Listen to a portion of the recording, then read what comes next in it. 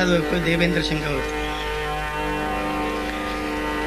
தரணியில் அரணிய முரணிரணிய நூடல் தனை நகனுதி கொடு சாடோங்கு நெடுங்கிரி ஓடேந்து பயங்கரி தமருக பரிபுர ஒளி கொடு நடனவில் சரணிய சதுர்மறை தாராம்புய மந்திர வேதாந்த பரம்பரை சரிவளை வீரி ஜடை எரிபுரை வடிவினள் சததள முகுளித தாமாங்குஜமின்று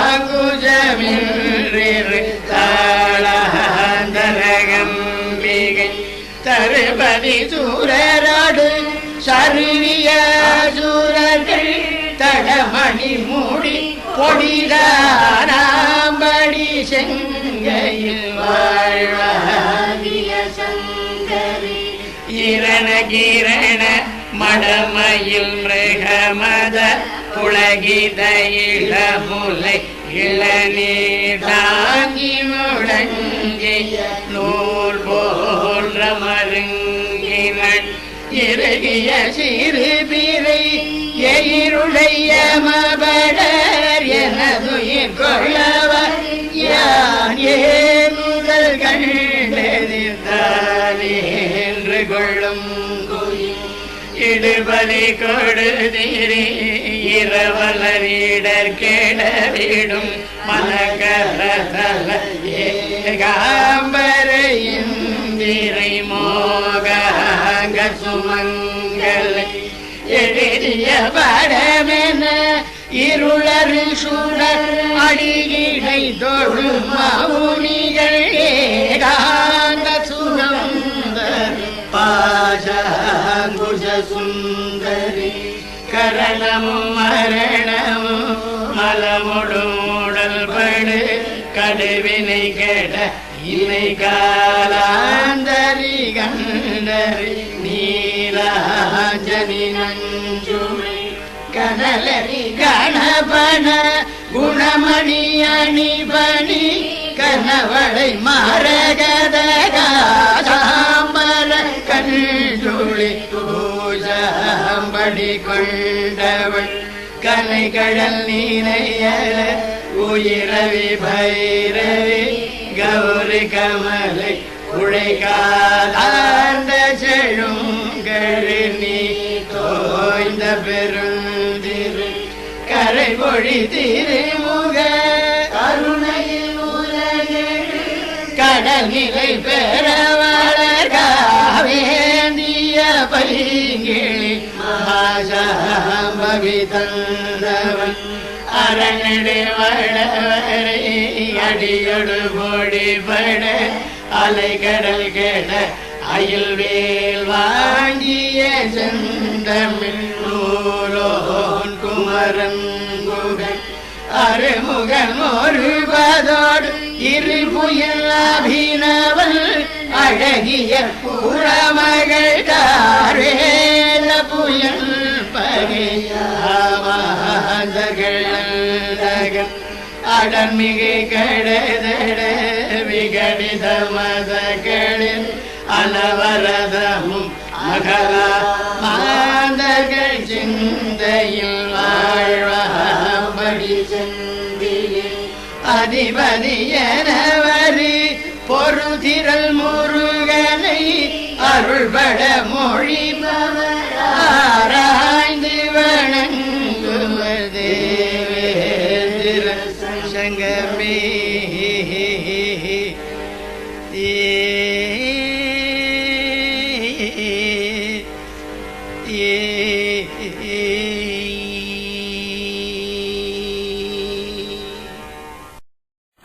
சபரிமலை ஐயப்பன், குருவாயூர் கிருஷ்ணன், சொட்டாணிக்கரை பகவதி இம்மூவர் திருக்கோயில்களிலும் ஆண்டுதோறும் லட்சக்கணக்கில் பக்தர்கள் வந்து தரிசனம் செய்வது இன்று நாம் கண்கூடாக காணும் ஒரு காட்சியாகும். சொட்டாணிக்கரை பகவதி ஆலயத்தில் நுழைந்ததுமே நாம் கேட்கும் ஒரே பிரார்த்தனை குரல், அம்மே நாராயணா தேவி நாராயணா, லட்சுமி நாராயணா, பத்ரே நாராயணா. இந்த பக்தி கோஷங்கள் நம்மளை காதுகளில் புகுந்து உள்ளத்தை நிரப்பி விடுகின்றன. இங்கு பகவதியின் மூலஸ்தானம் கிழக்கு நோக்கி இருக்கிறது. தங்க கவசத்திலும் விலை மதிக்க முடியா அணிகளிலும் அலங்காரத்திலும் மலர் மாலைகளின் வண்ண விசித்திரத்தாலும் மாயா சுரூபியான ஜெகதாம்பிகை கோடி சூரிய பிரகாசத்துடன் அருள் ஒளியை வாரி வாரி இறைத்துக் கொண்டிருக்கிறாள். இத்திருக்கோயிலில் லோக மகாசக்தி லட்சுமி நாராயண தத்துவமாக எழுந்தருளியிருக்கிறார். மூலஸ்தானம் சிலா வடிவம் உருவ அமைப்புடன் கூடியது அல்ல. சிவப்பு வெட்டுக்கள் பகவதியாகவும் அதன் வலப்புறம் உள்ள சிறிய கருங்கல் மகாவிஷ்ணுவாகவும் ஆராதிக்கப்பட்டு வருகின்றன. பகவதி சிலை வளர்ந்து வருவதாக சிலர் கூறுகிறார்கள். இந்த மூலஸ்தானம் உண்டாகிய புராண வரலாறு, இப்பிரதேசம் இருள் மண்டி கிடந்த பெருங்காடாக இருந்த காலத்தில் ஒரு சிறு குடிலில் கண்ணப்பன் என்ற வயோதிக வேடன் தன் ஒரே மகளுடன் வசித்து வந்தான். அவன் சில தீய பழக்கத்துக்கு அடிமையாகி இருந்தான். தான் வணங்கி வந்த தேவிக்கு தினம் ஒரு பசுமாட்டை பலி கொடுத்து வந்தான். அதற்காக இரவு வேளைகளில் பசுக்களை திருடி வருவது கூட வழக்கமாகிவிட்டது அவனுக்கு. ஒரு நாள் 2 பசுக்களை திருடி வரும்போது தன் குடிசைக்கு அருகில் வந்தபோது வழிதவறி வந்துவிட்ட ஒரு சிறு கன்றுக்குட்டி நிற்பதை கண்டு அதை பிடித்து மாட்டுக்கொட்டிலில் கட்டி வைத்தான். அந்த கன்றுக்குட்டி மகளுக்கு மிகவும் செல்லமானதாயிற்று. தாயற்ற அந்த பெண் அதை அன்புடன் நேசித்து ஆதரவுடன் வளர்த்து வந்தாள். கன்றின் மீது உயிரையே வைத்திருந்தாள். ஒரு நாள் பசுமாடு கிடைக்காமல் வேடன் திண்டாடி போனான். தேவிக்கு எப்படியாவது பலி தந்தாக வேண்டுமே, என்ன செய்வது என்று யோசித்தவன் கன்றுக்குட்டியை பலி கொடுத்து விடலாம் என்று தீர்மானித்து அதை பிடிக்க போனான். மகள் தடுத்தாள். மாலை மாலையாக கண்ணீர் புகுத்தாள். தந்தை மசியவில்லை. மூர்க்கத்தனமாக பிடிவாதம் செய்தான். தேவிக்காக பலி நின்றுவிட போக ஒரு நாளும் நான் சம்மதிக்க மாட்டேன் என்று கர்ஜித்தான். அப்படியானால் தேவிக்காக பலி நின்று போக ஒரு நாளும் சம்மதிக்க மாட்டேன் என்று அவன் கர்ஜித்தான். அப்படியானால் ஒன்று செய்யுங்கள், முதலில் என்னை கொன்றுவிட்டு பிறகு கன்றை கொள்ளுங்கள் என்று தன் கழுத்தை நீட்டினாள் அந்த வீரமங்கை. அடுத்த கணம் வேடனின் கையில் இருந்த கத்தி நழுவி கீழே விழுந்தது. செய்வதறியாது மகளையே உற்று பார்த்து கொண்டிருந்தான். மகள் பேசினாள், அப்பா, உலகில் எல்லோரும் தெய்வத்துக்கு பலி கொடுத்தா புண்ணியம் சம்பாதிக்கிறார்கள் அல்ல, தான தர்மங்கள் செய்து புண்ணியம் சம்பாதிக்கலாம், அதை நீங்கள் செய்யுங்கள் என்றாள். தந்தையின் மனம் மாறியது. பலி தரும் வழக்கத்தை நிறுத்தி கொண்டான். இருவரும் சேர்ந்து அந்த கன்றுக்குட்டியை கண்ணிமை போல் காத்து வந்தார்கள். மகள் இறந்த பிறகும் கண்ணப்பன் அதை இரட்டிப்பு பாசத்தோடு பொழிந்து வளர்த்தான். கன்று வளர்ந்தது. ஒரு நாள் கண்ணப்பன் இரவு கனவு கண்டான். மாட்டுக்கொட்டிலில் மாடு படுத்து கொண்டிருந்தது. அதன் அருகில் ஒரு ஆண்மகன் நிற்கிறான். சுற்றி நிற்கும் முனிவர்கள் அதற்கு பூஜை செய்து கொண்டிருக்கிறார்கள். உடனே விழித்துக் கொண்டவன் அலறி அடித்துக் கொண்டு மாட்டுக்கோட்டிலுக்கு விரைந்தான். அங்கே யாருமே இல்லை. பசு சாதுவாக உறங்கிக் கொண்டிருந்தது. போய் படுத்துக் கொண்டு விட்டான். மறுநாள் காலையில் கண்ணப்பன் எழுந்து பசுமாட்டுக்கு தீவனம் வைக்க சென்ற போது அங்கு கட்டியிருந்த பசுவை காணாமல் திடுக்கிட்டான். ஆனால் அதற்கு பதில் அந்த மாடு எந்த நிலையில் படுத்திருந்ததோ அதே நிலையில் ஒரு கல், அது ஒன்று கல்லாகி கிடந்ததை கண்டான். கனவில் கண்ட அந்த மனிதர் நின்ற இடத்தில் ஒரு துண்டு கல் இருப்பதையும் பார்த்தான். அவனுக்கு ஒன்றுமே புரியவில்லை. ஓ என்று அலறினான். பெருங்கூச்சல் எழுப்பி அருகில் இருந்தவர்களுக்கெல்லாம் என்னவோ ஏதோ என்று உதவிக்கு ஓடி வந்தனர். அவர்களுடன் ஒரு முனிவரும் வந்தார். அவரிடம் முதல் நாள் இரவு கண்ட கனவையும் அதிகாலையில் கண்ட காட்சியையும் கண்ணீருக்கிடையே விவரித்தான் கண்ணப்பன். முனிவர் அவனை அமைதிப்படுத்தி ஆதரவாக பேசினார். கண்ணப்பா, நீ கொடுத்து வைத்தவன். உன் பழைய பாவங்கள் எல்லாம் தொலைந்தது. நீ பரிசுத்தனாகி விட்டாய். நீ இந்த பசுவை காப்பாற்றி வந்ததற்கான புண்ணியம் உனக்கு கிட்டிவிட்டது.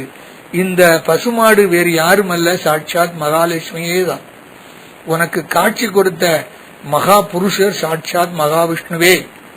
உன் மாட்டுக்கொட்டிலில் பகவானும் பகவதியும் எழுந்தருள திருவுள்ளம் கொண்டதால் இந்த வனப்பிரதேசத்தில் உன்னை விட புண்ணியம் செய்தவர் வேறு யாரும் இல்லை. இன்றையிலிருந்து நீ லட்சுமி நாராயண மூர்த்தியை நீங்கள் அனைவரும் வழிபட்டுக் கொண்டிருக்கள். உங்களுக்கு சகல நலன்களும் கிடைக்கும், அதில் சந்தேகமில்லை. அங்கு நின்றிருந்த அனைவரும் ஒரே குரலில் பூஜிக்கத் தொடங்கினர். அம்மா நாராயணா, லட்சுமி நாராயணா, பத்ரே நாராயணா, தேவி நாராயணா. கண்ணப்பனுக்கு உண்மை நிலையை எடுத்து விளக்கி அந்த பராசர முனிவர் பணிக்கியவர் பராசர முனிவர் என்றும், அந்த கண்ணப்பன் தான் பின்னர் வில்வமங்கல சுவாமியாராக பிறவி எடுத்ததாகவும் கூறப்படுகிறது.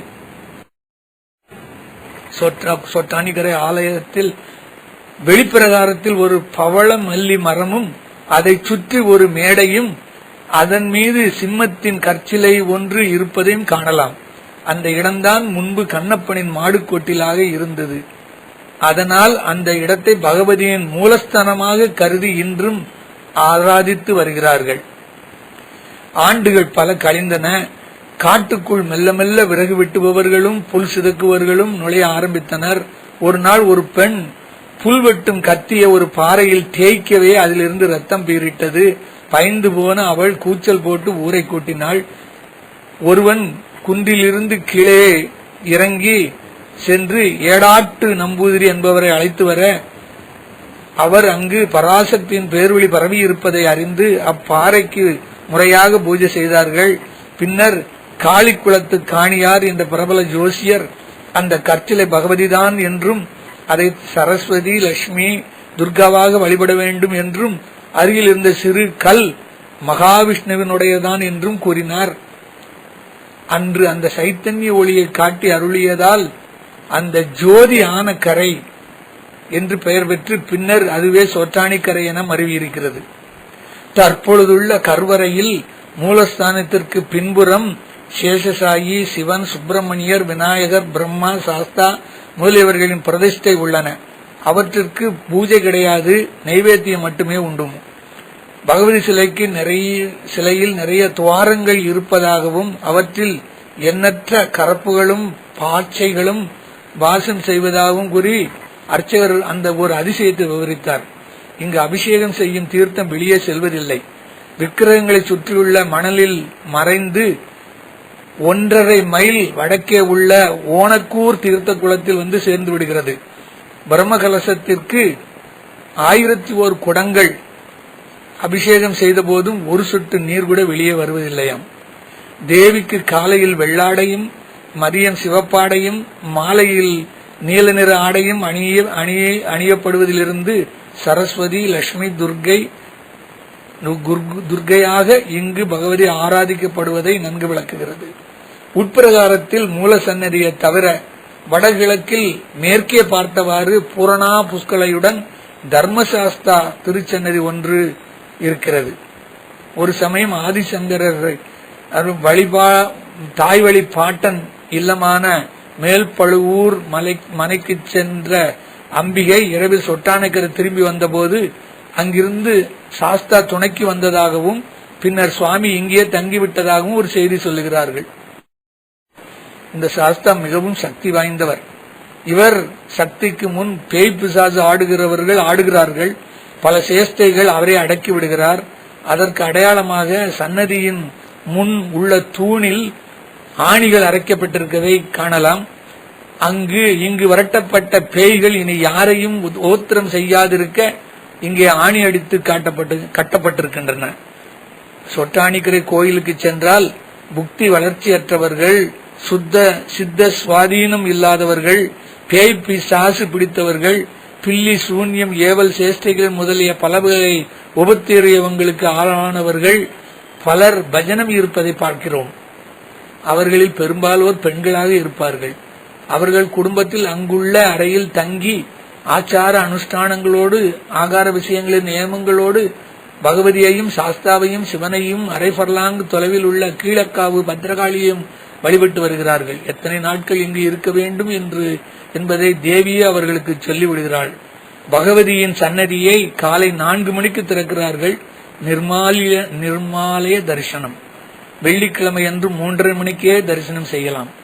4:30 மணிக்கு அபிஷேகம், பின்னர் பொரி, பஞ்சாமிர்தம், நைவேத்தியம், மறுபடியும் அபிஷேகமாகி தேங்காய் மூடி உஷத் நைவேத்தியமாக படைக்கப்படுகிறது. 5:30 மணிக்கு பூஜை நடக்கிறது. 6 மணிக்கு முன் சிவேலி நடைபெறும்.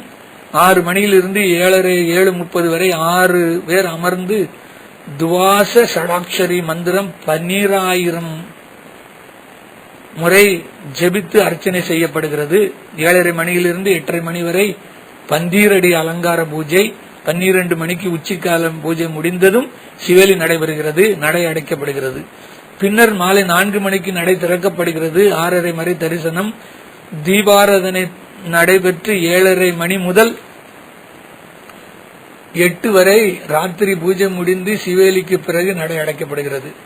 இந்த கோயிலில் மூல சன்னதி கதவு அடைத்த பிறகு யாரும் கும்பிடக்கூடாதாம். தெற்கு பிரகாரத்தின் வெளியே செல்லக்கூடாது. அப்பிரசத்தனமாக சென்று வடக்கு பிரகாரத்தின் வழியாகத்தான் வெளியே செல்ல வேண்டும். இரவில் பேய்களின் நடமாட்டம் இருப்பதுதான் இதற்கு காரணமாம். முன்பெல்லாம் இரவில் வெளியே வெங்கல பாத்திரங்களை வைத்திருந்தால் அவை உடைக்கப்பட்டிருக்குமாம். சோட்டானிக்கரை பகவதி கிழக்கு நோக்கி எழுந்தருளி இருக்கிறாள். அரைபர்லாங் தூரத்தில் நேர் கிழக்கே பத்ரகாளி பகவதியை நோக்கியவாறு அமர்ந்திருக்கிறாள். பகவதி தரிசனம் முடிந்ததும் அனைவரும் நேரே கீழக்காவுக்கு சென்று விட்டு தரிசனம் செய்துவிட்டு வருகிறார்கள். ஒரு நாள் வில்வமங்கல சுவாமியார் ஆகாய மார்க்கமாக சஞ்சரித்துக் கொண்டிருந்த போது சொட்டானிக்கரையில் ஒரு ஒளி பளிச்சிடுவதைக் கண்டு கீழே இறங்கினார்.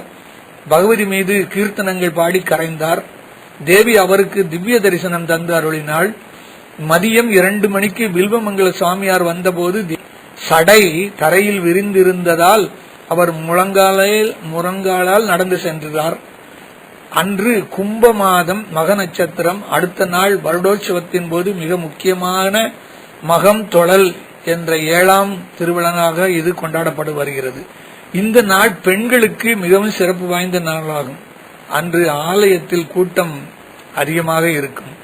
தேவி தரிசனம் முடிந்த பிறகு வில்வமங்கல சுவாமியார் அங்கிருந்து புறப்பட்ட போது ஏதோ ஒரு சக்தி அவரை பற்றி இழுப்பதாக உணர்ந்தார். அந்த இடத்தை விட்டு செல்ல மனம் இடம் தரவில்லை. மாலை நேரே அனுஷ்டானங்களுக்காக கீழேயுள்ள திருக்குளத்தில் நீராட இறங்கிய போது ஒரு ஜோதி மேலே இருந்து வருவது போல் தோன்றியது. அந்த இடத்தில் அவர் மூழ்கிய போது கீழே ஒரு விக்கிரகம் கையில் இடறியது. பத்திரகாளியை தியானம் செய்தபடி அதை எடுத்து பார்த்தார். அது பத்ரகாளி வடிவத்தில் இருந்த சாட்சாத் பராசக்தியினுடைய சிலை என்பது தெரிய வந்தது. அடுத்த கணமே திருக்குளத்திற்கு கிழக்கே பிரதிஷ்டை செய்தார். அதுவே பின்னர் கீழக்காவு பத்திரகாளி கோயிலாயிற்று. முற்காலத்தில் அபினிக்காடு நம்பூதிரி தமது இல்லத்தில் வைத்து ஆதாரித்த தேவியின் விக்கிரகம்தான் அது என்றும் சிலர் கூறுகிறார்கள். பேய் பிசாசுகளின் தொல்லையால் பீடிக்கப்பட்டு இங்கு பஜனம் இருப்பவர்கள் பகவதியின் சன்னதியிலிருந்து கீழ்காவு பத்திரகாளியின் சன்னதிக்கு ஓடி வருகிறார்கள். தங்கள் நினைவு இழந்த நிலையில் சிலர் தரையில் விழுந்து புரண்டு கொண்டே வருகிறார்கள். அதற்காக இறங்கி வரும் படிக்கட்டுகளை அகலமாகவும் வலுவழுப்பாகவும் அமைத்திருக்கிறார்கள். உருண்டு கொண்டு கீழே வந்து சேர்ந்து விடுகிறார்கள். தினமும் பகவதி சன்னதி திறந்த பிறகுதான் கீழக்காவு சன்னதி திறக்கப்படுகிறது. இரவு பகவதி சன்னதி மூடிய பிறகுதான் இங்கு குருதி தர்ப்பணம் வெகு விமரிசையாக நடைபெறுகிறது. அதன் பிறகே நடை அடைக்கப்படுகிறது. முன்பெல்லாம் இங்கு ஆடு கோழி பலியிடுவதற்கு அடையாளமாக காலையில் குருதி பூஜையும் இரவில் குருதி சமர்ப்பணமும் நடைபெற்று வருகின்றன. குருதி என்றால் ரத்தம். குங்குமத்தை கரைத்து வைத்துக் கொள்கிறார்கள். காலையில் அதை நைவேத்தியமாக படைத்து பூஜை செய்கிறார்கள். இரவிலோ அதை பெரிய பெரிய பாத்திரங்களில் நிரப்பி தந்திரியோ மேல் சாந்தியோ 1/2 மணி நேரத்திற்கு மேலாக பூஜைகள் செய்து பின்னர் ஒவ்வொரு பாத்திரத்தில் இருக்கும் குருதியை கையாலே வாரி இறைத்து விடுகிறார்கள். அங்கு உலவிக் கொண்டிருக்கும் பைசாசங்களுக்கு அது ஆகாரமாக அளிக்கப்படுவதாக ஐதீகம். அவரவர்கள் பிரார்த்தனைக்கு தகுந்தாற்போல் பாத்திரங்களில் எண்ணிக்கை அதிகமாகும். சில நாட்களில் 2-3 பேர் சேர்ந்து செய்கிறார்கள். பெரிய தந்திரிகளை தங்கள் சொந்த செலவில் அழைத்து வந்து குருதி தர்ப்பணம் நடத்துகிறார்கள். இல்லாவிட்டால் பகவதி கோயில் அர்ச்சகர்களே அதை நடத்தி வைக்கிறார்கள். குருதி தர்ப்பணம் செய்ய வேண்டுமானால் நாம் முதலில் அலுவலகத்தில் முன்கூட்டியே பதிவு செய்து கொள்ள வேண்டுமா? கீழ்காவு ஆலயத்தில் நடைபெறும் குருதி தர்ப்பணம் அவசியம் காண வேண்டிய ஒன்றாகும். சுற்றிலும் குருதி நிரப்பப்பட்ட பாத்திரங்கள் வைக்கப்பட்டிருக்க தந்திரியோ பகவதி கோயில் அர்ச்சகரோ பொறுமையாகவும் மௌனமாகவும் அமர்ந்தும் எழுந்தும் நமஸ்கரித்தும் 4 திசைகளிலும் மாறி மாறி திருப்பியும் பூஜை செய்வதை பார்க்கும் பொழுது நாமும் அந்த சூழ்நிலையோடு ஒன்று விடுகிறோம். பூஜை நடந்து கொண்டிருக்கும் பொழுது கோட்டு மேளங்களுக்கு தக்கபடி பேய்கள் பயங்கரமாக ஆடத் தொடங்கி விடுகின்றன. ஆனால் அந்த சன்னதியில் நமக்கு ஏனோ எந்த விதமான அச்சமும் தோன்றுவதில்லை. கீழ்காவு பகவதி ஆலயத்திற்கு செல்பவர்கள் கருவறைக்கின் வடக்கில் ஒரு பலாமரத்தில் மரம் இருப்பதை காண்கிறார்கள். அந்த மரத்தின் அடிப்பாகத்தில் 4 அடி உயரத்தில் சுற்றிலும் பெரிதும் சிறிதுமாக இடைவெளியின்றி நிறைய ஆணிகள் அடைக்கப்பட்டிருப்பதை காணலாம். பகவதி இங்கு அனுப்பி வைக்கப்படும் பேய் பிசாசுகளை அவை வேறு யாரையும் தொந்தரவு செய்ய முடியாமல் இந்த மரத்திலேயே கெட்டி வைத்து விடுகிறாள். நோயாளிகளே இந்த ஆணியை அடிக்கிறார்கள். சிலர் தங்கள் நெற்றியாலோ தலையாலோ முட்டியே ஆணியை அறைவார்களாம். நான் போய்விடுகிறேன் என்று கதறிக்கொண்டு ரத்தம் சொட்ட சொட்ட மூர்ச்சையாகி விடுவார்களாம். அதோடு அவர்களை பிடித்திருக்கும் பேய் பிசாசுகளும் பில்லி சூன்யங்களும் அவர்களை விட்டு அகன்றுவிட அவர்கள் குணமாகி பழைய நிலைக்கு திரும்பி வீடு வருகிறார்களாம். இவ்வாறு வேறு எந்த கோயிலிலும் காண முடியாத அபூர்வ அதிசய காட்சி இது என்று சொல்லப்படுகிறது. முருகாச்சரணம்.